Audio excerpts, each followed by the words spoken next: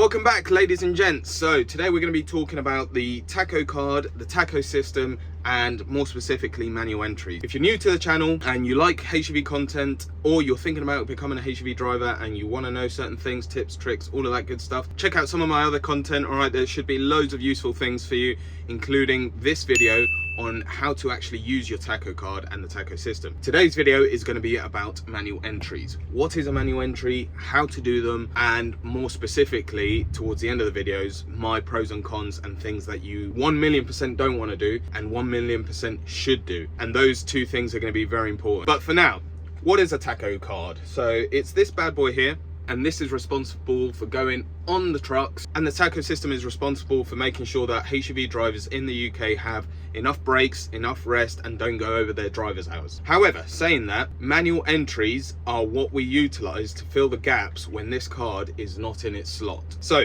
what I mean by that is, for instance, what time is it now? It's midday. I actually started at 11. I've only just got the keys to this truck, done all the walk around checks, all of that good stuff. It's been an hour. If I was to put this card in and just clicked OK, it's not going to recognize that I've actually already done an hour. And that hour is part of my working day, which means it needs to be recorded. And if it's not recorded, you can get into a lot of trouble. So those are things that manual entries are going to be used for, or should be using for, in order to make sure you stay accurate on these tacho systems, okay? Because God forbid you go over your hours or you do something wrong with them, you will get absolutely smashed by DVLA, DVSA, VOSA, all those people, if you don't already get done by your employment. For instance, if these guys see that my tacho system started at 12, they're going to be like, but you started work at 11, so where's your manual entry to account for that hour? You're not doing your checks properly, you're not doing your tacho system properly, off you go. So it's really that rigid, which is why I'm making this video. I want people to understand it, I want people to know what manual entry is, and I want to demonstrate how to do one. So let's put this bad boy in and let's show you a manual entry from the last time I drove, which was I think last week or a couple of days ago or whatever, all the way through till today. Okay, so here we have your tacho system, and we've got some spare tacho rolls, which is very important to have. You need to have legally 2 spare rolls in case the roll system runs out in there. All right, so we get our card, we put it in. That is your tacho card in, and the tacho system will start reading the tacho card and have all those details. It will come up with the last time you took the card out, which was on the 21st. Do you want to put manual entry? Yes, we do. Okay. So on the 21st at 6 p.m. was the last time I had a card in this system. What did we do from there? So we rested until today. So that's rest. So we were resting today until we get to the time. Now, we started work at 11. So we were resting till 11 a.m. Okay? And that right there is how you do a manual entry from the last day till the current and present. All right?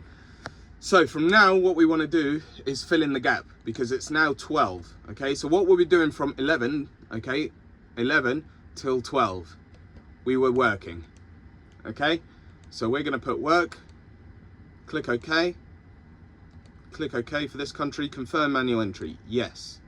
That's how you do a very basic manual entry. When you put your card in, it will straight away tell you the last time you drove, or the last time this tacho system had recognized your card being within the system. Once you then click OK to accept that, it will take you to a question that says, would you like to do a manual entry? If you click no, it will just naturally assume that you did rest until the exact time that that card got put in there. If that's correct, just skip the manual entry. If it's not, and you did a couple hours on the previous shift after you took your card out, or you did an hour before getting in the truck and putting your card in, then you need to account for that. Don't ever think that you can just crack on, not worry about it, save your hours, because the depot, the company you work for, they know the start times you start, they know the finish time. They're going to expect you to be doing manual entries. If they see you not doing that, you're failing with their policy, their standards, all of that good stuff. And it also kind of says to them that you're a bit of a cowboy, you may not be necessarily doing things properly, so what else are you doing wrong? Are you even doing your walk around checks properly? Are you strapping down loads properly? And then it just becomes a snowball effect of, yeah, this driver is not a very good driver. So you want to be rigid with your manual entries, and you also need to do that in order so that when you get pulled over by VOSA or whatever government agencies, you understand the ins and outs of the tacho system, the manual entries, and you don't get caught out working more hours than you should, or potentially not having the amount of rest and breaks that you need to in and amongst your shifts. So it's really important that you know how to do manual entries and utilize the tacho system. One thing I didn't show you, which I would like to, is how you go about checking how many hours you've got left and what you've done so far. So let's have a look at that now. All right, well done for making it this far in the video, because this is the kind of stuff you do want to know and the stuff you should always do. All right, I don't like it being displayed like this. I want to know what I'm doing and what I've got left. There we go.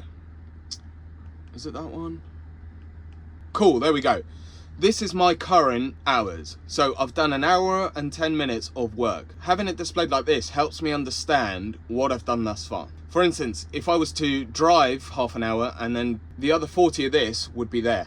Okay, so if I'd driven half an hour, sorry, it would say 30 minutes of driving here and 40 minutes of work here. This helps you understand what you've done thus far. Also, you've got another one that says how much driving time you've got left. That is also very important, because if you're not sure how much you've got left and when you need to take a break, in and amongst the chaos of your whole shift, it can be quite a problem to time things and make sure you're doing things properly.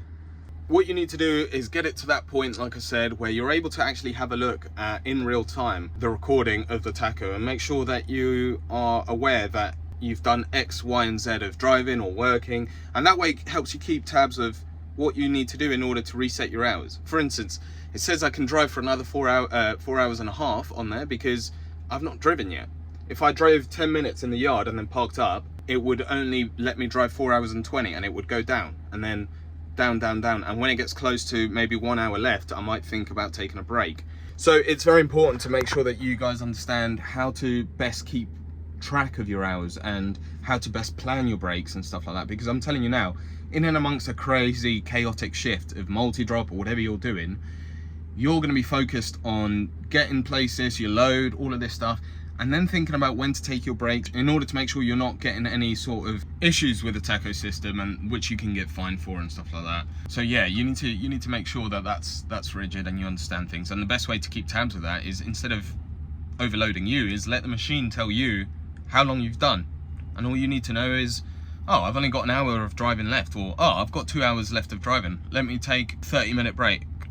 Wrong. Let me take a 15-minute break, because you can only have 15 minutes and then 30. You can't do 30 minutes and then 15. It would only count 15.